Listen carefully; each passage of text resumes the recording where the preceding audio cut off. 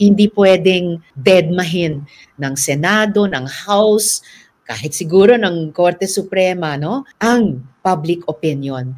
Nakita naman po natin kung gaano ka laki at kainit, no, karubdob yung mobilizations nung June 9 to 11.